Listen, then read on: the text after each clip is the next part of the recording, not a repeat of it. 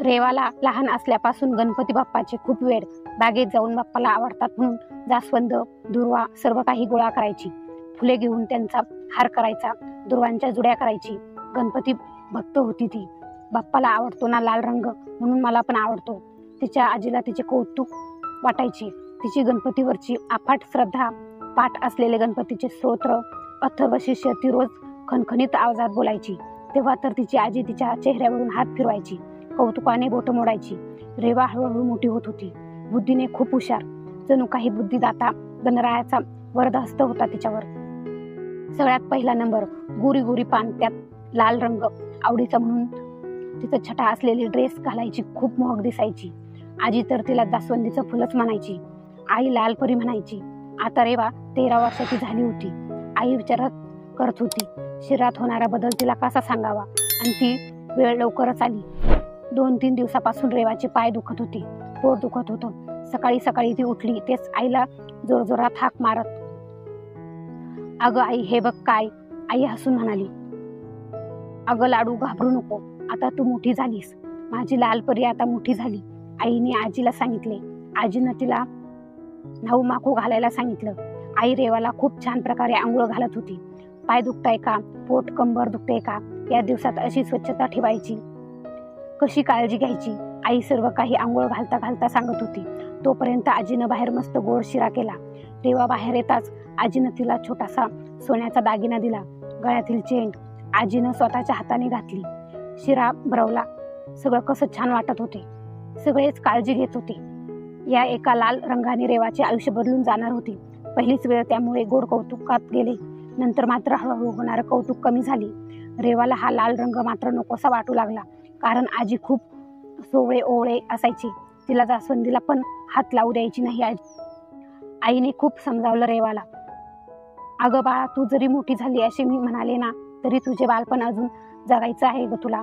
मातीत चिखलात खेळताना ते डाग लागले म्हणून घाबरून जातेस का नाही ना, तसाच हा डाग पण नैसर्गिक आहे बाळा.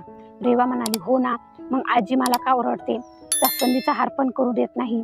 माझा बाप्पा माझी वाट बघत असेल की. आईला हसायला आले. तिचे हे वाक्य ऐकून काय बोलावे विचार करत असताना आजी आली. आजीनं खूप छान समजावलं रेवाला. ती म्हणाली, अगं हो ग, खूप वाट बघतोय बाप्पा तुझी. रुसून बसला होता.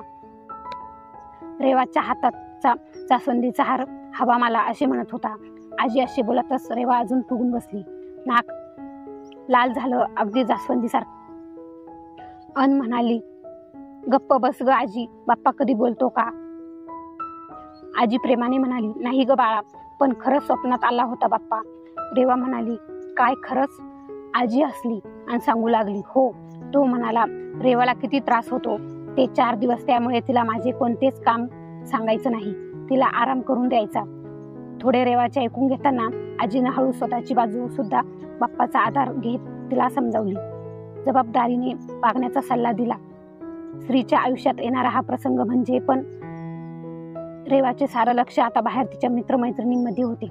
ते आजीच्या लक्षात आल्यावर आजीने मात्र हसत हसत सांगितलं, अगं बाप्पाने मला हे पण सांगितलं की हे 4 दिवस रेवाला घरीच खेळायला ठेवा, कुठे बाहेर जाऊ देऊ नका, कारण धावपळ करताना जर हा लाल रंग बाहेर आला ना, तर तिला खूप त्रास होईल.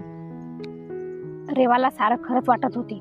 आजीने मस्त आयडिया केली, त्यामुळे आई अगदी गालातल्या गालात हसत होती. ते दिवस संपले. रेवाने लवकर उठून जास्वंदीचे फुले काढली, मोठा हार केला आणि गणपती बाप्पाची मनोभावे पूजा केली. लाल रंगाचा ड्रेस आज बऱ्याच दिवसांनी घातला. किती छान दिसते माझे जास्वंदीचे फूल, असे म्हणत आजीने बोटं मोडली. लाल परी माझी खुश दिसते म्हणत आईनं काळा तीट लावला. मग रेवा सर्वांना जास्वंदीचे फुले वाटायला निघून गेली. अहो आई, किती छान समजावून सांगितलं तुम्ही तिला. खरंच मला तर टेन्शनच आले होते. आजी म्हणाली, अगं नैसर्गिक गोष्ट आहे ही.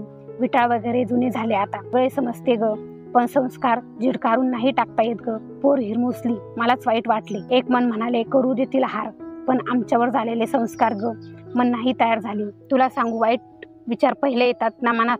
मन म्हणाले, पोरीचं काही वाईट झालं तर नको, मग अशी शक्कल लढवू. खोटं बोलले ग मी तिच्यासोबत. असू दे हो आई, पोरगी असली ना मनापासून मग चालतंय की. लालपरी आपली किती दिवसांनी अशी मनमोकळी हसली बघा, नाहीतर पाळीविषयी भलतंच काही मनात घेऊन बसली असती बघा. दोघींची नजर घराच्या बागेत गेली.